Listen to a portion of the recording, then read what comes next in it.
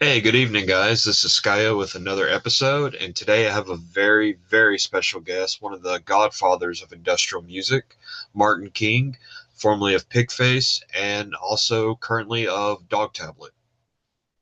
Hi, yeah, Dogtablet, previously test department, pig face, and I think for the last 8 years, 8 years, time goes quickly, but yeah, Dogtablet for the last 8 years. It's an honor and a privilege to talk to you, sir. I really, really appreciate this and you taking the time to talk to me. No A problem. little bit of fanboy stuff going on right now, but I promise I'll reel it in fast. Uh, Uh, uh, well, Martin, do you want to kind of tell the audience about how you got your start in music? uh, Depends how far you want to go back, really. I started playing the drums when I was about 10, and I joined my first band when I was 13. And I was thinking today, actually, I think there may, in from 13 to 60, where I am now, I think there's only been 2 years where I haven't actually been in a band. So I've done pretty well, actually. Yeah, Um, I would say so. so uh, I mean, my previous history was really indie bands. Well, I was in a, I was a new romantic and a goth. Uh, and then I was into my Heaven 17 and Human League and stuff. Then went back into the guitar bands and I teamed up with Steve White, the guitarist Steve White, who came FDM and Pig through the middle of the 80s. We played in a band together in London, did a couple of shows, like a mini tour with as a support for Jane's Addiction, who at the time were my favourite band of all time. So that was my fanboy time. Um, and then I got a friend of mine, Stuart. He was really into this band Test Department, and they were looking for a drummer. I have to be honest and say, it wasn't my type of thing at the time. I didn't really know much about them, but I went for the audition anyway, and turns out I was all right. I could count. I think that was I could count, and I didn't have to write things down on paper to tell myself when to change. So I think I qualified from that time, and that was 1990. I think I joined Test Department in 1990. Awesome, Uh, awesome. No, no, I didn't mean to interrupt you. Go ahead, go yeah, no, but I'm struggling because this is my memory. I'm having to drag stuff. Yeah, so I mean, I wasn't there. I wasn't in Test Department for the big industrial. I mean, literal industrial shows. The miners. I joined just after the miners' strike, actually. So I can't remember what album was just out when I joined. But I did some record. The first thing I did recording on was New World Order. I think that was my first one. ahead. So Okay. I'd have to go and pause this interview, look it up, and then come back and go, oh yeah, it was November 19. But I got no idea. But yeah, so that's and then I stayed with them until we sort of it sort of ended in about 2001, I think. So 2 or 3 albums.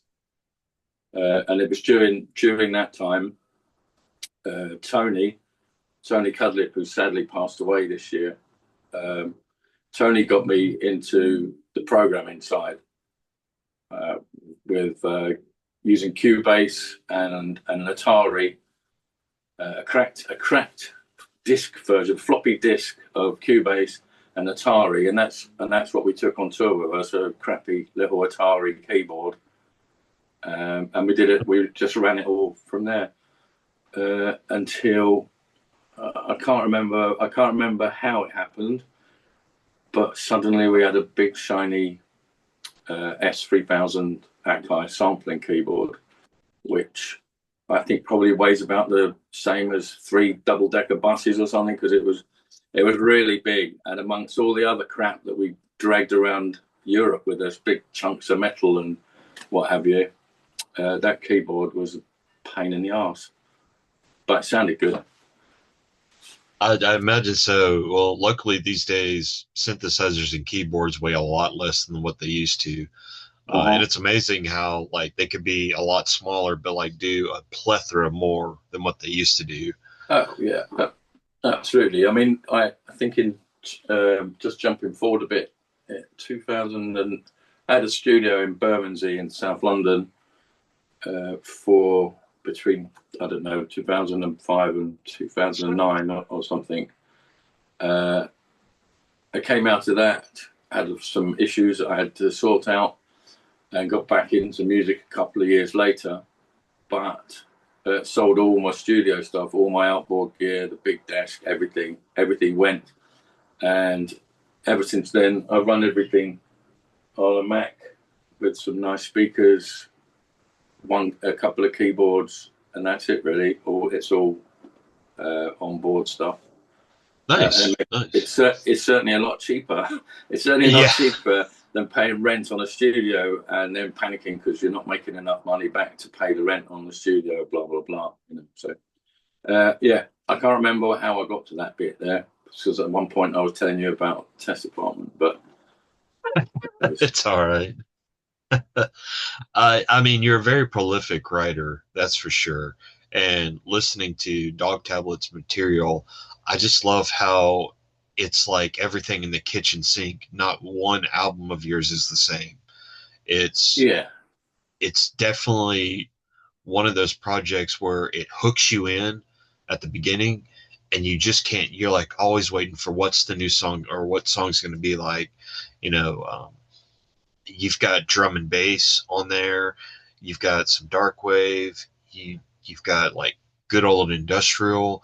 It's just it's a grab bag, honestly, and that's what I love about the material. I think because the whole project started in a bit of a weird way. So for a while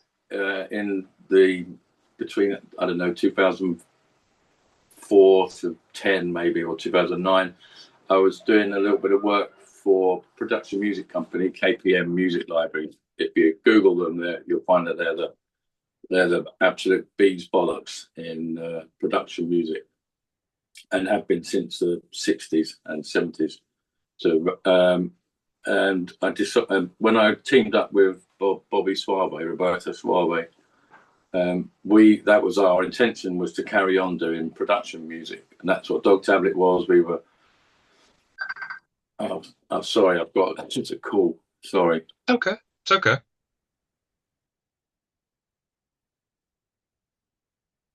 Uh-oh.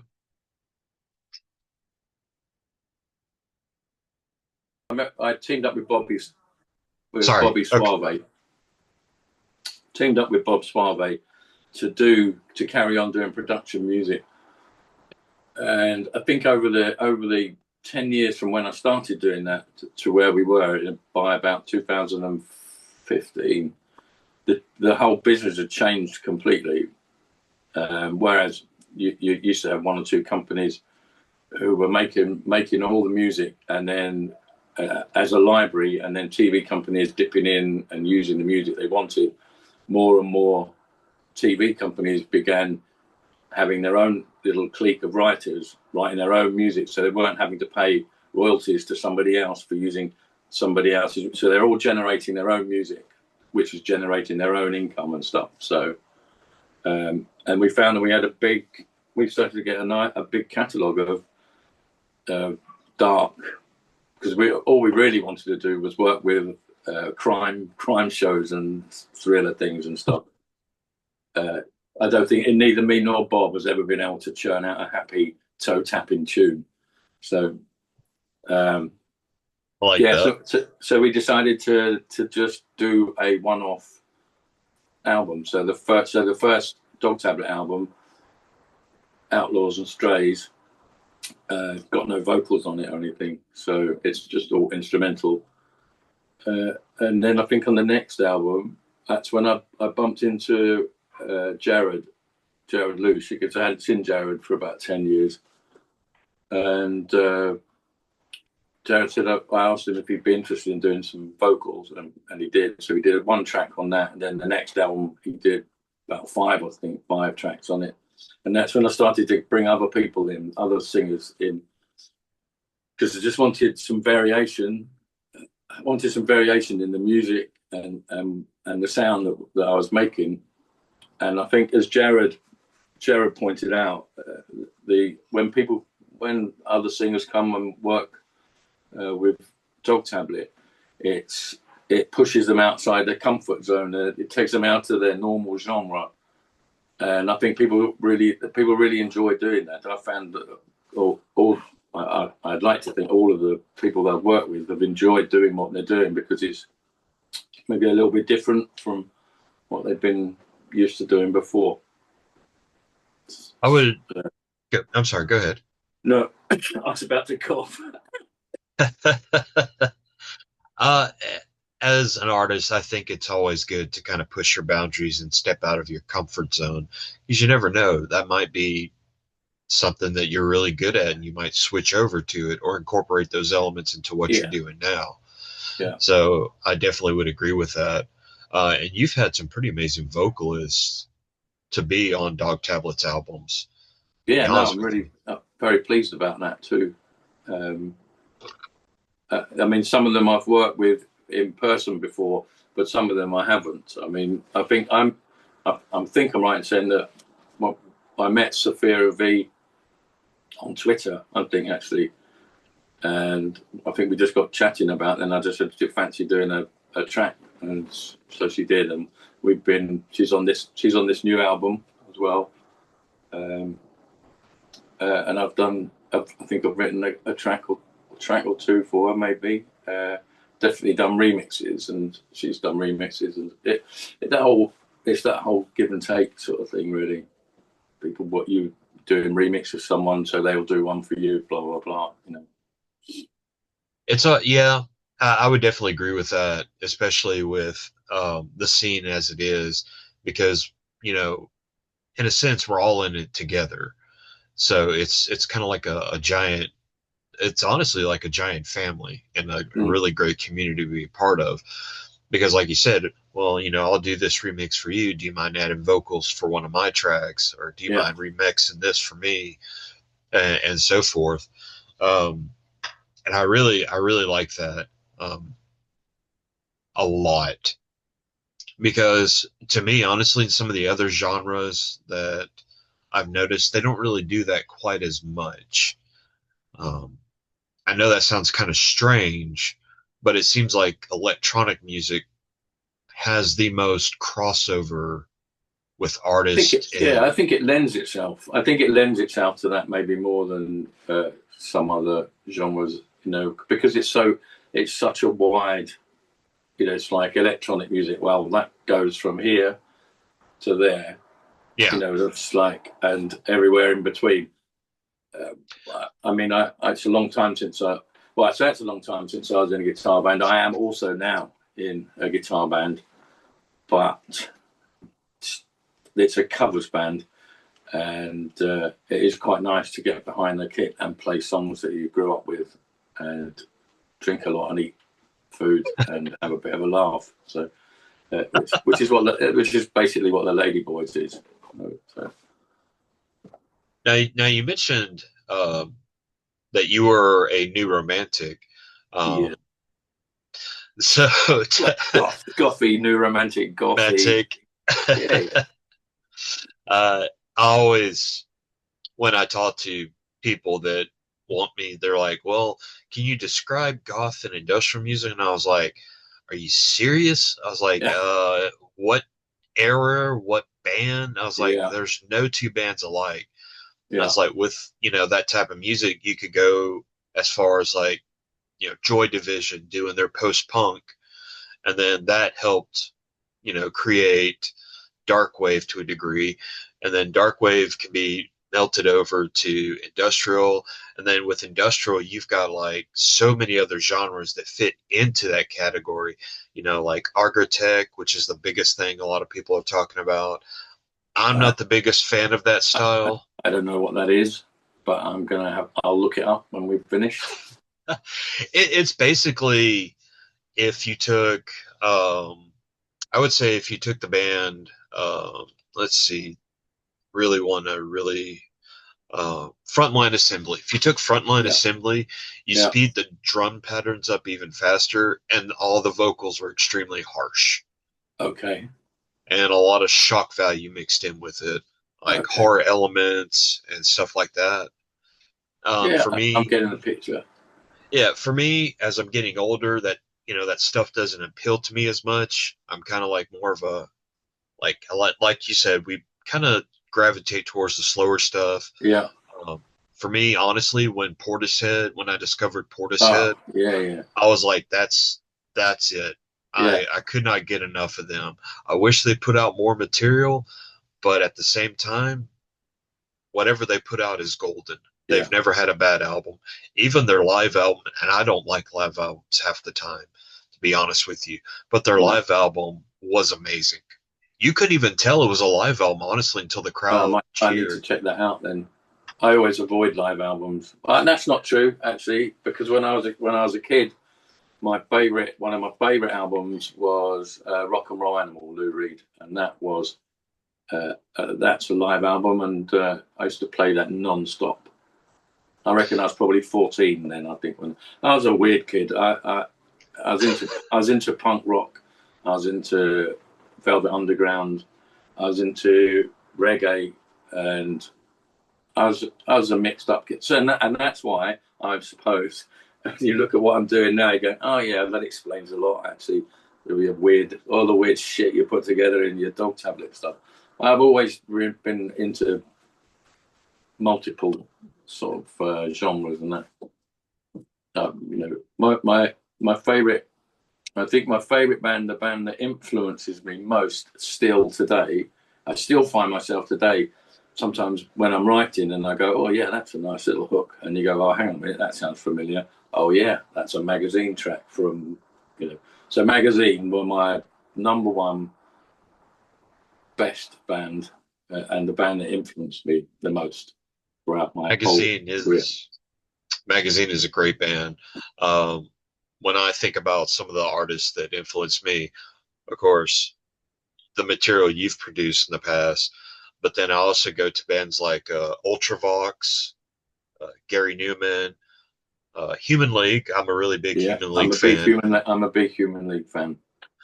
Um, can't deny their brilliance of writing, and that's I kind of go back to that era because when I first heard Ultravox's Vienna, I think I'm saying that right, album, Yeah, yeah, it's just mind blowing to me how they did that back in those times. yeah. No, it's And I mean, sometimes I wish more bands would come back to that style, but I don't know. I don't know. It Everything it repeats as far as, they say history repeats itself. It's the same way with music. A certain genre of music will kind of fade to the background, but then it'll come right back up and have a resurgence of it. yeah. So, and as far as live album goes, the first live album I ever got into was actually Space Ritual by Hawkwind. Oh yeah, I had that. They were the first. They were the first band I ever saw live. Hawkwind. I mean that album is killer. That is one of the few live albums I can actually listen to front and back and have no complaints about Yeah. whatsoever. So, as you've been going through your career and your history, were there be any like tips that you would like to give future artists? Well, if I wanted to give, if I could give a tip to younger me now, I'd say lower your expectations, but work just as hard. I think that's because I spent my whole life thinking that at some point surely I was going to be propelled into the atmosphere on an amazing wave of adulation and riches, Of course, it doesn't happen, and along the way, you get the opposite. You get the really big, you get the big dips, but you don't get the big ups. But and really do have a plan B. I think is important as well, just in case you're not lucky. Every musician, go ahead. Yeah, and I mean that's that. I mean, I think that's quite important because I see a lot of people on social media, a lot of other musicians, and they're really struggling. You have to. I mean, I worked for EMI Music Publishing for a long time as well because I needed to earn money. But you kind of juggle. They were really good with me because they would allow me to go off on tour and stuff. So, but you can't get by on a musician's income. No, especially not when you're starting, because it's. I mean, and it was hard then, but imagine what it's like. So I think I'm jumping around a bit because things come into my head and I need to say them because I'll forget to tell you in a minute. I look at young bands and musicians today, and I think how lucky they are to have social media, and to be able to put their music out. But then you sit back for a minute and you realise that, whereas when we were young and we were sending out, we would spend fortunes making a demo. Like we'd save all our money, go to the studio for a couple of days, bang out a couple of tunes, and then on cassette players and sending them off to A&R people around the country and stuff. And then getting in the van and touring and playing, little venues all day, every week. But we didn't have, and we had to hope that one of the three music papers would pick up on something, give you a single review or a gig review or something. Whereas now you've got this vast internet and these vast opportunities, but at the same time there are many more people doing it now than there were. So the coverage that you get from the internet is being shared by way more people now than the coverage that you were getting in the Melody Maker and Sounds and NME. And I'm obviously only know about this country, but that you weren't fighting with as many people to get your stuff in there as you are now to get your stuff seen on the internet. That's kind of where I'm going. So in a way, I wish we'd had some of these opportunities, but also we had a good time back then as well. I only had one single reviewed before I joined Test Department. I only had one single reviewed, and it was reviewed by the guest reviewer of the week was Wayne Hussey from The Mission. He fucking hated it. And he just, you wait for years to get that review, and then you go, it's here, it's shit. I haven't forgiven him because I'm a bitter old man. But so that's what I'm kind of saying about opportunities now and being realistic. If you're planning on doing this for a long time, make sure you've got some fallback if you can. I would agree with that.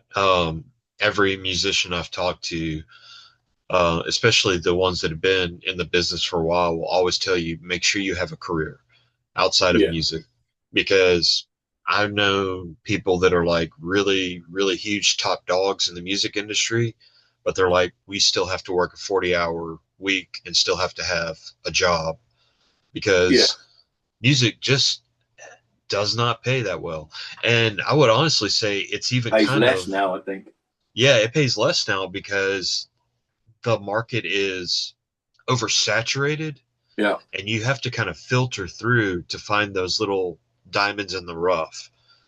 And that's what I try to do a lot of the times. I mean, don't get me wrong, I still love the classic stuff, but I want to find bands that are trying their best to be unique and different.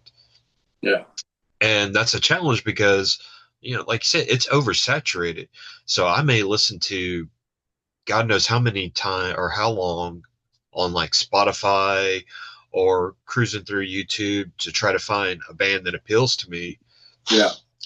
And then when one finally does, though, I'm grateful because then I'm hooked and I Yeah. want to hear more of the Yeah. artist. But a lot of really, in my opinion, a lot of really great artists are struggling because it's so saturated that most people don't want to give them the time of day because they're focused on how many plays you get on a certain Yeah. Yeah. platform, you know, how many tours you've done. And touring is not cheap. I will No. say touring is going to put you in Yeah. bankruptcy. Yeah. I agree, and I think so. I think the person I think that is responsible really for opening up my situation where I am now was Martin Atkins, because when he signed Test Department to Invisible Records and then organised our first American tour, I think that's when I met Jared and Charles Levi and Meg Lee Chin, and that sort of, I went through this little door into a weird pig face family, and it went on from there. And I think, because Martin's one of those guys who he works all the time, to bring music and passion to people, which he seems to have been doing forever. I don't understand really how he gets up every day and gets that energy going, because my energy doesn't normally start till just about I'm about to make dinner and start going back down the other way. So I envy him for his passion and energy. But he really, him signing Testament was a massive leg up for me personally. So thanks, I, Mark. you mentioned Meg Lee Chin. I have Yeah. not. I, I feel like she is underrated as an artist. Oh yeah. Uh, I remember actually first hearing her on a tribute album to Ministry, Mm-hmm. and I always felt like she didn't get a lot of credit that she deserved. Yeah. Um, I kind of honestly wonder what she's doing now. I haven't. Oh, I know what she's doing now, because I saw her about a month ago. Not probably longer than that now. She's running a little organisation here, and not really. It's not a music based thing, but it is a community based thing, bringing people together in the community, the part of London. I can't remember which part of London she lives now, but she did. I did hear her singing, and she still has it. And I sent her. I asked her if she would do a track with me. She said yes. I sent her something, and she said she went. She said, "Can you send me something a bit more dancey and hip hoppy, because that's what I want to do now, and I want to be dancing while I'm singing." So I'm now busy trying to write things. So I've always got a little Megley chin bubble in my head. I'm going, is this the one? Oh, it's gone dark. No. Is this the one? Oh, it's slowed down. But Meg's definitely on my people to work with again list. She worked. I did that. Subgenius was a project I did in 1999, a one-off album, and Meg's on that. She did a couple of tracks with me on that. So I'd like to get her back and do something. I'd like to get her on the show at some point and talk to Oh, her as well. I think she would probably do that. I think I'll I ask. don't know. I was surprised. I mean, I could always be like, "Hey, Martin mentioned you." She'd probably like, "Uh huh." What do you need? Yeah. Cheers, Mark. No, Yeah. it would definitely be worth asking for I sure. will put that on my list. Um, it's I've been shocked a lot of the times by some of the artists that I admire. Like I didn't ever expect to talk to you, and I made that post in that community, and then you said who you were, and I was just like, oh hell, are you serious? And my jaw hit the ground because I will say when it comes to artists that you look up to, you almost don't expect them to want to actually interact with you. And that could be because there are some artists out there that have made a name for themselves and they think they're too good to talk to people anymore. Yeah, And I hate I that. don't know any of those, but yeah, I understand what you're saying. But Yeah. there were two reasons really. One was selfish, and the other one wasn't. One, I'm a big fan of people who are just starting to do something. I didn't know whether you'd done stuff before or what you had, but it said I'm doing this new channel, so I thought, well, I need to get the Dogtablet, got a new album out this year, hopefully end of the year. I need to get that out a bit further, and it's good to be in touch with someone who's just starting something and go, Thank you. So that's why. And I spend way too much time on social media as well. So and that Sounds and Shadows group is just brilliant. Oh, it is. It is amazing how many Ken's a brilliant man for doing that. He really setting I that. would, and because of that group, when I put that message out there, I just got it was like a tidal wave. I was going to say, I thought, how long's this message been out? I think if I get in now, I'll be all right. Because if I wait a week, there'll be you'll just be awash with messages to read through going, oh, yeah. And in about 10 years' time, you'll go, right, I finally finished interviewing everyone that answered me. So. Well, I tell people if I'm going to interview you, just be patient, because I'm doing at least 4 or 5 interviews a week. And then I'll do the interview, and then I'll try to wait like 3 or 4 days to post the interview, because because of because of YouTube's algorithm, if you put too much out too fast, you get lost. As we used to say, lost in the sauce. Right. Okay. So, that's interesting. It's weird. I mean, but YouTube's oversaturated as well because anybody can start a channel. Look at me, of all people. You're doing a good job. It seems a very professional chat that we're having here. So thank you. I think it's obvious that this isn't your what's the phrase? This isn't your first rodeo. It is so. 16 years of music journalism helps out a lot. Oh, there you go. See. And I've had great times with it, and I've had times where I'm like, oh, this is not what I thought it was going to be. But I'm always happy to review albums for people. I'm always happy to interview. I'm just now getting back into the interview process, doing this online. But, I've had artists in the past be like, hey, do you mind reviewing this album? I don't mind at all. I'll listen to it. That's good to know. Yeah, I mean, whatever. I'll review anything you want to send me. So it's no problem at all. Well, Martin, is there anything you would like to say to our audience? Yes, please listen to Dogtablet every day. It's good for you. I think. No, I just no. I'm a lucky. I've had a lucky time. Played with some great people, and I'm lucky to still be able to just sit here. I don't work hard anymore.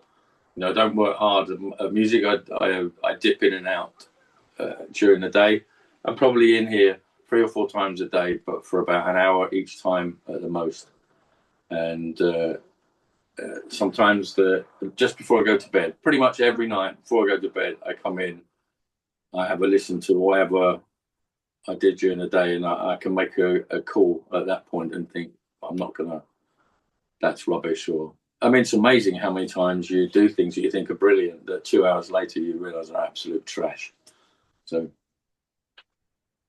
it happens way too much. It happens way too much. It does, and I can relate to that. Because I'll think, oh man, this is a banging track, and I'll go do something like have lunch or dinner with the family, and then I come back and I'm like, this is shit. Yeah, yeah. Okay, I'm there. I'm there at least once a week. So, but if you, I'll tell you if you do need any tips or I can help you in any way, just you have my email address now, and I can't escape. So, Well, I appreciate it. Everyone, thank you for tuning in. Um, I have no still gobsmacked over interviewing one of my idols. So, but thank you for tuning in. uh, I'm sorry. I've thoroughly enjoyed myself as well. It's Oh, me too. Sunday afternoon. We're in the middle of a heat wave. Got no aircon. Sitting in this little room, sweating buckets. I'm quite looking forward to going out of there and opening a beer and sitting in the garden for a bit.